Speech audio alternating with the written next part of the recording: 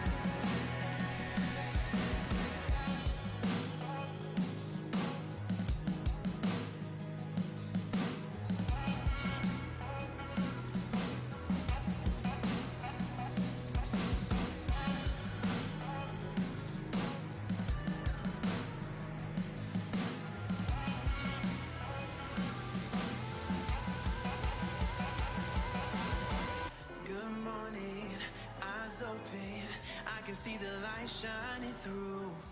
Good morning, blinds open, I'm coming home to you. Soft with the weather, cool with the breeze. Flip through the pages of reality. Float like a feather out to the sea. Roll like a lion, living wild and free. Just like that, stand my feet.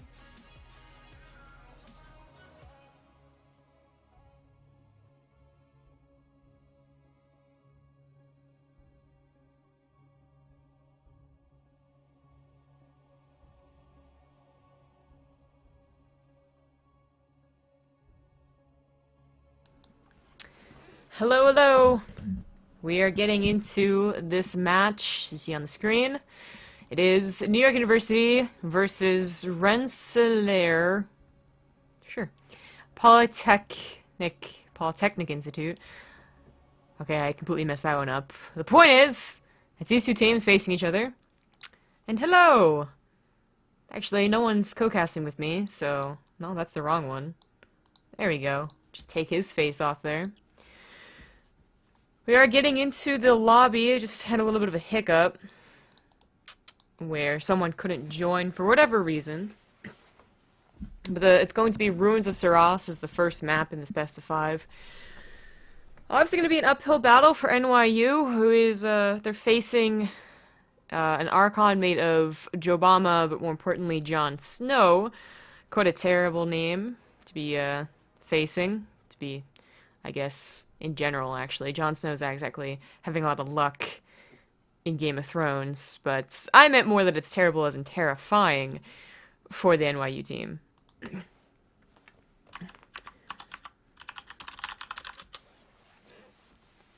It's going to be apparently a ZVZ. This is the second NYU team. The last NYU team that we cast is actually on Tuesday, so very recently, and they did unfortunately lose. That's 2 teams saying ready. Good to go. Awesome.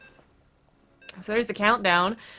Not much to say about today, as this is going to be, as I said, just kind of a difficult match for the NYU team, but ZVZ is going to be interesting. We don't get to see too many of these, despite what we've heard from pro gamers about them being completely rampant on ladder, so certainly going to be interesting to see how long this best of 5 lasts, and it is a best of 5 Archon mode for the CSL.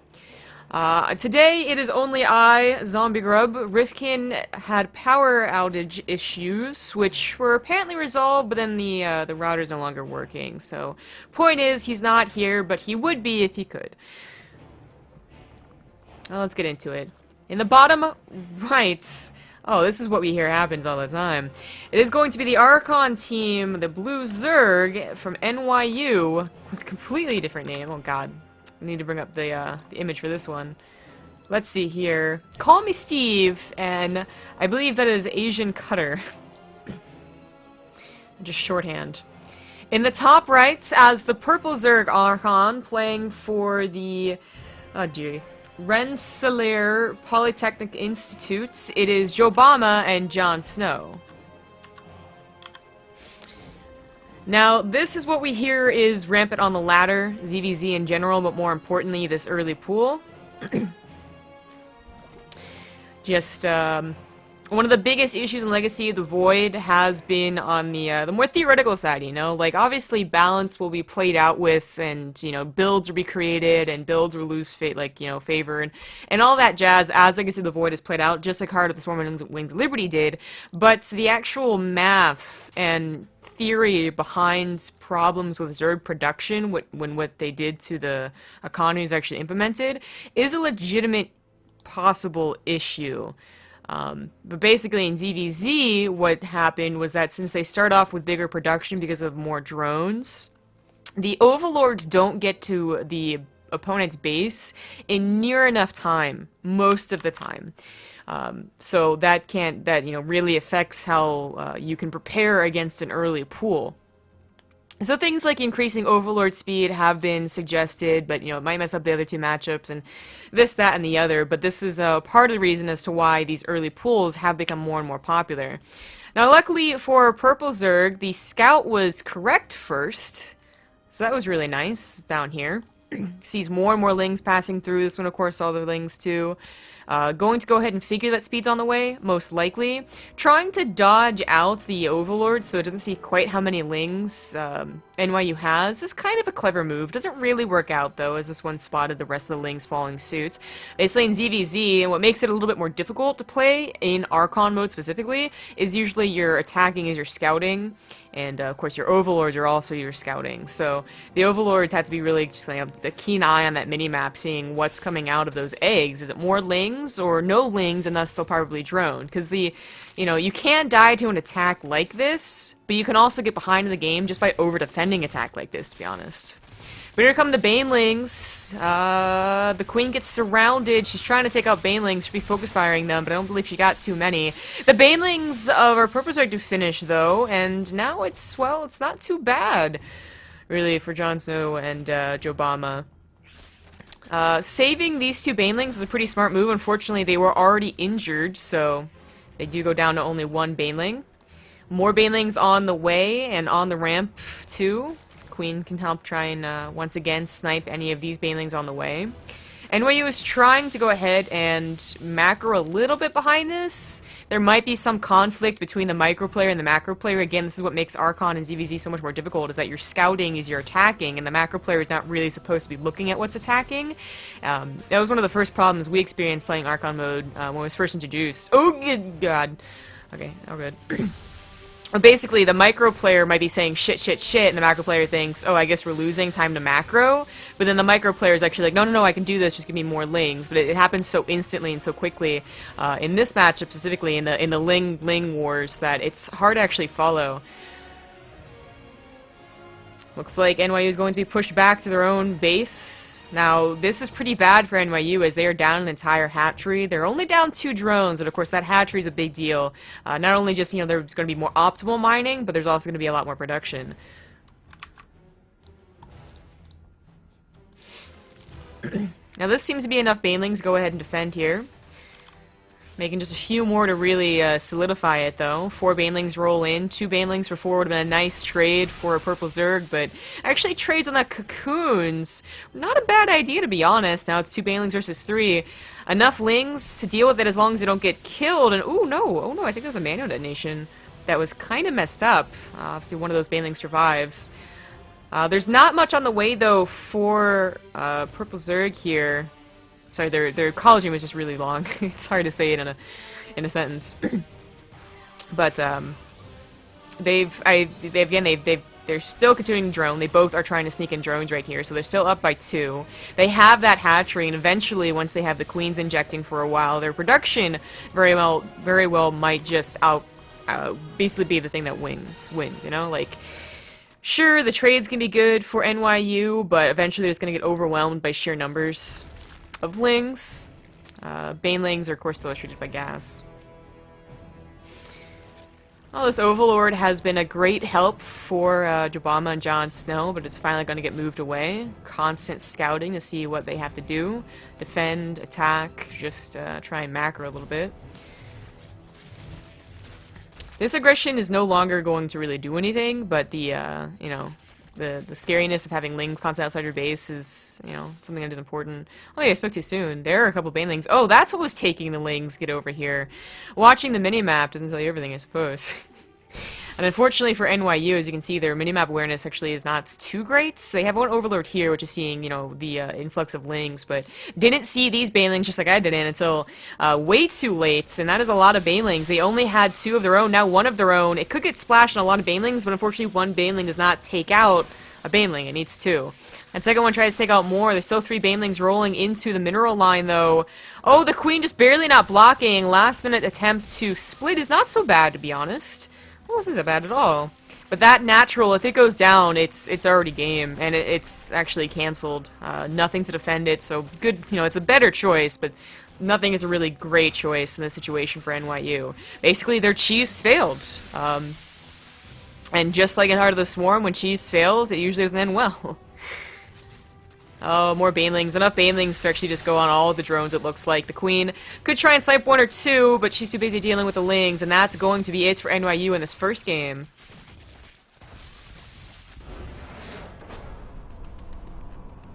Woo! Alright.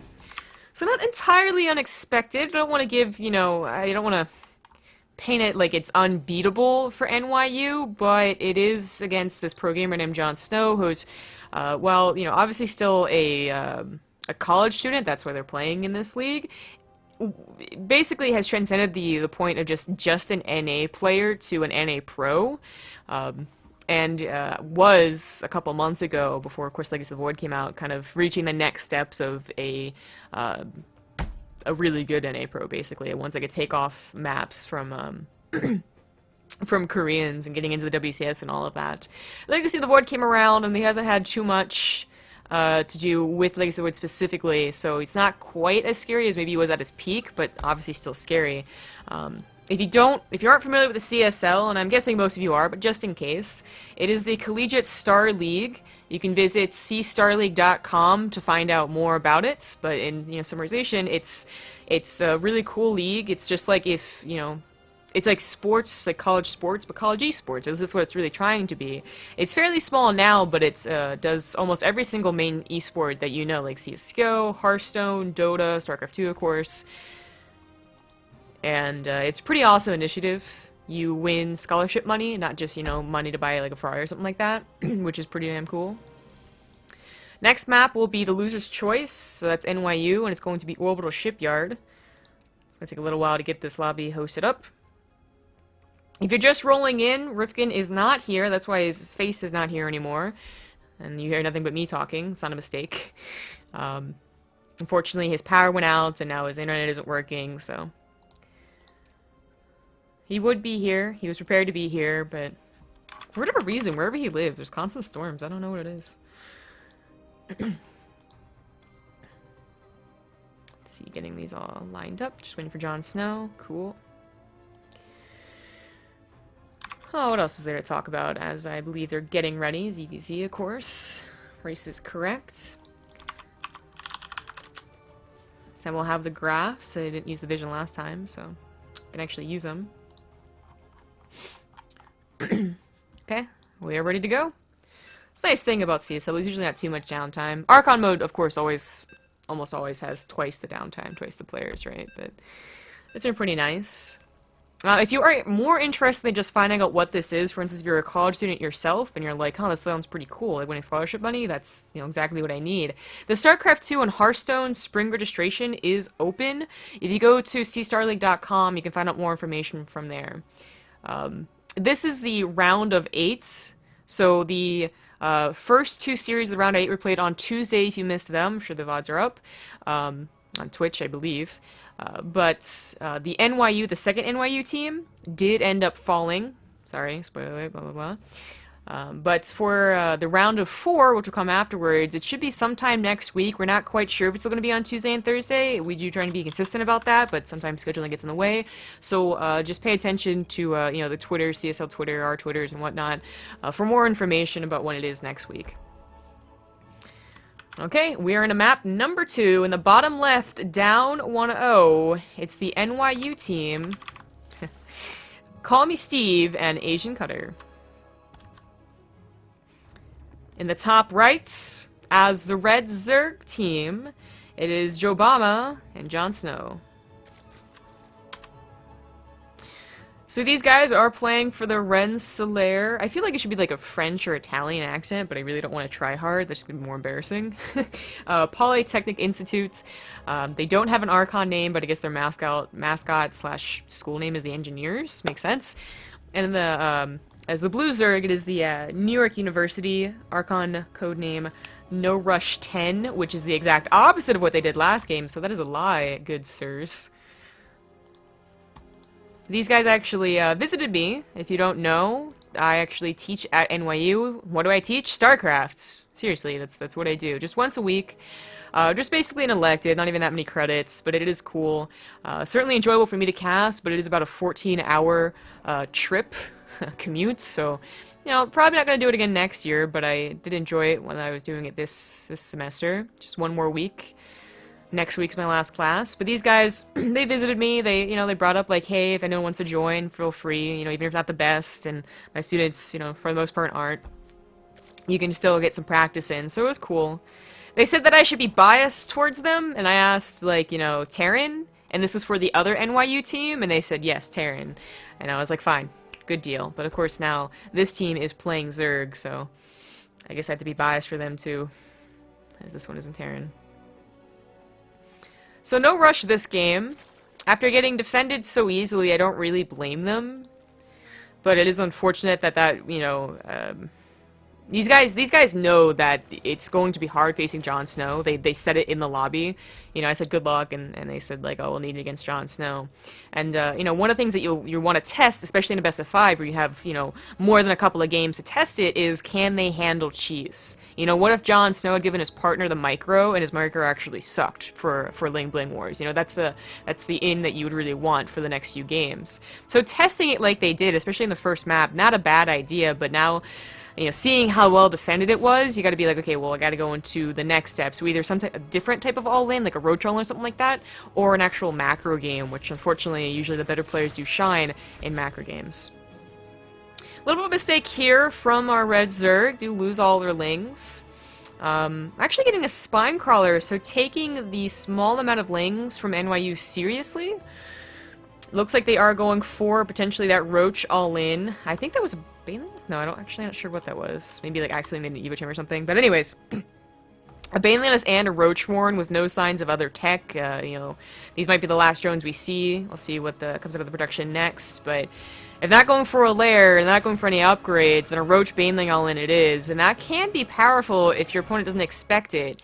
One of the first things you learn as you start to get your name recognized by everyone, which Jon Snow has, is that, you know, the one thing they're going to try and do is cheese you and all in you to get that win. So you always got to be prepared. And playing defensively like they are, you know, might lose him games versus Koreans, you know, for instance, because you're playing too defensively and too standard.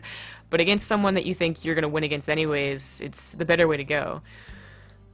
NYU is still droning, so maybe not going for that all-in. Here come a couple of Roaches now. They might just be trying to get to that next step without having to play out the Ling Bling War, which obviously if you can get to Roaches without being overwhelmed, they are the next step in ZVZ. They're the higher tech. And is what you know want to get to. They're also up just by a couple of drones, now just one. So their economy really isn't looking too shabby, and the Roaches will certainly help to defend against the Banelings, but unfortunately, overwhelming amount of Lings will still win against them. Banelings do roll in here, and the Roaches aren't quite ready. One single Roach trying to help out. A couple of the Queens as well, and you know what? The Lings all die to each other, basically. And the Banelings really can't do too much with all of the defensive structure that's set up here. The Queens, the Roaches, and of course, the macro player being able to split, while the micro player snipes the Banelings. They were better off just running away. That's exactly what they did. So a bit of a failed attempt at an attack, but, you know, behind it, as ZVZ usually goes, you can drone and kind of take advantage of the fact that they had to defend. It is one of the, like, only matchups you can really do that so quickly. That's why you see sometimes very aggressive maneuvers still win out, even if the attack didn't work, is because they were smart enough to drone behind it. You know, drone correctly without dying themselves. NYU, though, bursting out their own drones, still up by 2. They do have those Roaches while... Uh-oh. Okay, everyone saw that, right? If I die, there is no one else casting and streaming this. I'm just throwing that out there. But they are getting their own Roaches right now, so it seems like it's going to be pretty perfectly timed. They're trying to get their own third base. Now, if NYU could just cancel that and get out with taking a decent army fight, that in itself might be worth this attack. Of course, they would love to have just caught Jon Snow and Jemima off guard. That would have been absolutely the best, but unfortunately, they really haven't. A Spine Crawler is already prepared. That was from a long time ago, honestly. So moving it forward to help out here was a good idea. And a lot more Roaches are on the way. Of course, Defender's Advantage helping out as well. And going up that ramp, probably a mistake. The fact that Jon Snow and Jemima had to move back at all probably should have been an opportunity to kill that hatchery to snipe it. Lings reinforcing and even more Lings on the way. The Overlords do see this, so they know that NYU is committing to this, but it's a committal that's not going to work. They are now being overwhelmed by the Roach counts of Red Zerg here, and they do need to pull back. Now, luckily, no one is close to Roach speed. You know, sometimes that can happen where you're actually being chased down and have all your units sniped off, but because they overextended, they definitely overstayed their welcome. They did lose more Roaches than they really had to. Now down about 10 in army supply. Have a faster layer though, and the drone counts were similar enough that their later third is not completely devastating. It is, you know, not great, but it's not like they're fully saturated on both bases, all 3 bases yet anyways. If they can get those better upgrades and maybe get some better fights, of course, then sure, they'll come back in this game no problem. This really isn't that bad of a game for them, despite the blows here and there. Of course, Legacy of the Void, it's not just Roach versus Roach, which makes it a little bit better. A little bit better. You do add in Ravagers, and they can be very, very important, especially if they manage to get the Corrosive Biles to hit something, which is like the number one thing you try and do, but usually doesn't work out. They can add a lot of extra damage, and of course, the tricky thing about Corrosive Bile is that even if they don't hit something and add extra damage, the fact that you have to micro against it is damage you're not doing, so in a way, it's still definitely useful, and you do want to have those Ravagers. And the count of Ravagers, I think, is still kind of being played out from the professionals. Like, do you want almost all Ravagers? Do you only want some Ravagers? A perfect balance, like 50-50? I'm honestly not sure. The thing about Ravagers is that they are weaker than their Roach counterparts. You know, they have less health, so they're kind of like Hydras in that you do need a Roach buffer for them. So you can't just go completely all Ravager, or they will just be sniped by a complete Roach army. Now, in the beta, before this was live release, we did see still some Roach Baneling or Roach Hydra against Roach Ravager, but as far as the live release DVZ, from what we've seen, it has just been Roach Ravager versus Roach Ravager. Now, they did get some Ravagers, but NYU gonna go ahead and get a Hydraless Den as well. I mean, the complete ultimate composition is still going to be well upgraded Roach, Ravager, Hydra as a whole, but like with any tech, whether it's a Hydraless Den, a Hive, double upgrades, Lurker Den of course as well, which they might try to be going to, if you try and go for it, that is an opportunity for your opponent to get the kill, to get that one timing before you're quite ready and kill you, which might exactly be what's happening here, as a Nidus Swarm is on the way. Oh, it's close, there we go. So they're investing into 2-2, that is a lot of Roaches and Ravagers that aren't going to be made, and it's not going to come into effect, obviously, until it's actually done. Well, the Nidus Swarm is already set up and ready to go, and it seems like this Overseer is going to be the scout for it. The Hydras are not quite out yet, either. There's no Lurker Den, they are getting the upgrade for the Hydras first, so they aren't going too quickly into that tech, but I still worry that it's going to be too much invested into the future when they really need to defend right now. Besides teching, they also have a large part of their army, a lot of Lings just kind of hovering around. Not a bad idea if a Nidus Swarm wasn't on its way. They hear the Nidus Swarm, they pull everything back, definitely what they need to do. Check your bases first, realize it's not in the base, then start checking the surrounding areas, and here they see it, trying to break down those rocks. Could have been a little sneakier, but NYU was on top with the scouting. That is a lot of Roaches and Ravagers, though. We have 40 Roaches versus just the 17 of NYU. Now, I think the Roach count... No, even the Roach count isn't as high.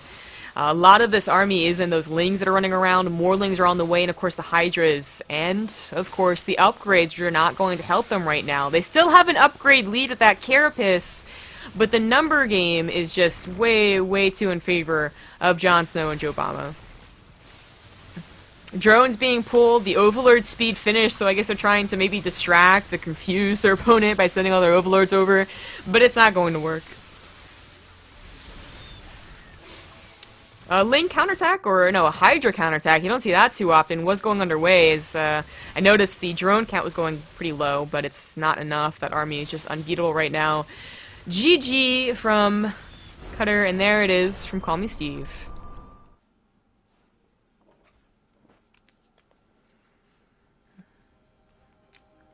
Alright, so that is going to be 2-0 for Jon Snow and Joe Obama.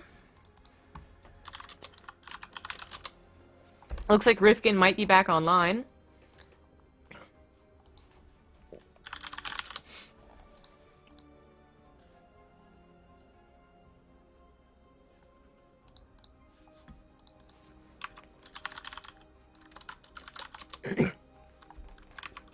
Well, he messaged me in Battle.net, anyways.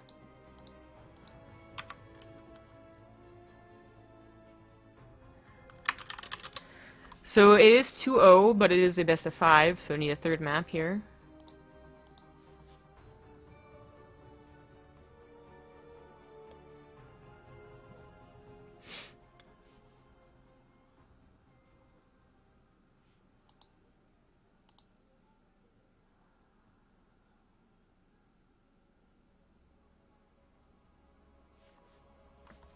It's going to be Lerlac.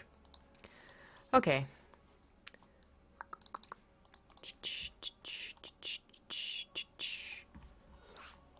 Hello?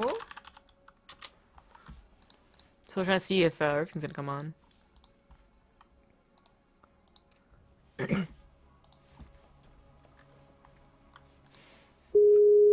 Gee, of course, still makes me call him even though I'm the one hosting. What? Hello. Hey. How you doing? I'm okay. You're kind of quiet. Okay. Let me see if I can fix that. Is this any better? Hello? Test? No. That's the Okay, same. what about this now? It's like maxed out. Yeah, that's better. I think it's just you're speaking quietly. Okay, well, if I talk like this, is it any better? Hello? Yeah, that's much Testing? better. Should I turn it back down or leave it where it is? Leave it where it is. distorted? Okay. No, it's all good. Sorry, hello everybody. I've had no power today. It's been a lot of fun. Huzzah! Put your image back up then. Yay, he's here! Just need the go-ahead from everyone else. Alright, we're good. Okay, so if you're watching or anything like that, it is 2-0 in favor of Jon Snow and Joe Obama. That's entirely unexpected. It's a ZVZ. And it's going to be in Rensselaer Crest. Sorry, you said it's 1-1? It's 2-0. Oh, excuse me. Yes. Pretty easy games, to be honest. NYU knew they were going up against a hard player to fight, but still trying their best. I mean, Jon Snow is and was one of the foreigners on the rise last year, so Yeah. not us here, dude. Yeah, exactly. Well, here we are in game number 3. Let's see if these guys can bring it back. From NYU, it's the Blue Zerg, Asian Cutter, and Call Me Steve. And their opponents, combination of Jon Snow and Thanks Joe Obama. Of course, this is the there's players from the Rensselaer Polytechnic Institute versus NYU, and they are up 2-0 and going for cheese on Rensselaer Crest. They were cheese in the first game. It did not work for NYU at all. Maybe they're trying to just end it out quickly and also kind of show them what's what. NYU's not going for a cheese timing, but they are going for like this pool first, so this is the best defense they would have against what Jon Snow and Obama are doing. But of course, they still have to scout it too. I mean, I feel like a big part of this is the fact that it's Rensselaer Crest. This is a really crappy map to take a natural base on, so getting aggressive not doesn't guarantee that your opponents aren't going to have an easy to defend natural, but it actually kind of gives you a bit of an edge in taking your own. Best defense is good offense and all that. Unfortunately for NYU, they do scout incorrectly first. Now they realize where everything is as the Overlord passes by. But it's such a small map that unless you really got that scout first and it went to like the natural, for instance, instead of just to the main base, you still wouldn't have a lot of time to repair. And there's going to be a Bailey nest accompanying these lings. The Overlord can easily be dodged too, and that's exactly what they're doing by going to the Zelnaga. They might get seen by this Overlord eventually, but it doesn't even matter. Now they're gonna go right in between. Well, Ling fights they are the staple of this matchup right now, and I think everybody's well practiced for it. But the sneak attack moves out of Jon Snow and Jobama, they are going to really catch us off guard and get on top of that hatchery. Yeah. Whatever lings NYU had, and that was only 2 by the way, are over on the other side trying to get a scout, but it's obvious what they're going to scout with all these lings attacking their hatchery.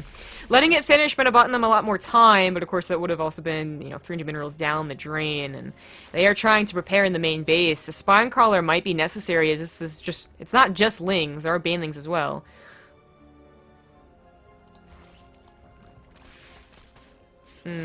Spine crawler's coming down now, probably too late. Try to plug the holes, but it's still one hole. There we go. Heh. Hit some of the drones as well. Gets surrounding that queen, and that's going to be it for NYU. Ah, man. So, a little unfortunate, but at the same time, I kind of feel like this is how this matchup tends to go anyways. At least from everything we've been hearing, it's nice to actually see it play out this way for once. Yeah, we always hear about the dreaded 14-14, for instance. But we've been lucky at getting macro games. Finally seeing it really work out like everyone's been saying. I guess it's due, basically. But that's it for this series. Unfortunately, NYU did go down 3-0. I believe that's what their teammates did on Tuesday as well. At the greatest round of 8 for that school. But Joe Bama and Jon Snow go on to the round of 4, which will be played out sometime next week. What's our next match here? It is going to be the Ryerson University AS plus 1, AS plus Dwidge. Oh god, that's a terrible name, what the hell. Versus the Rochester Institute of Technology, otherwise known as I Love Bunny, which is I Love Coloring, and Poke Bunny. Cool. Yeah? And I don't believe everyone is ready to go. I Love Coloring's been here from the get-go, but everyone else seems to be still waiting, basically. They were told that this was, to be around, 30 minutes from now, basically. This was quite a fast specified, so we'll give them some time to join the lobby. As you say, you don't typically get a lot of 3-0s quite like that, so I don't blame them for not quite being ready to boogie. Yeah, hopefully they'll be 15 minutes earlier or something like that, just in case this exact scenario happened. There's also a small chance they may just simply be watching the stream as well, just waiting to see who, what, where. Well, certainly the admin will try and contact them wherever he can to get them to hurry up just a tiny bit. But until then, we'll just go to a break. I believe the first map will be Ruins of Suras again, as it apparently was the same for both best of 5s. And as soon as we know something, we'll come back to inform you. See you in a few minutes.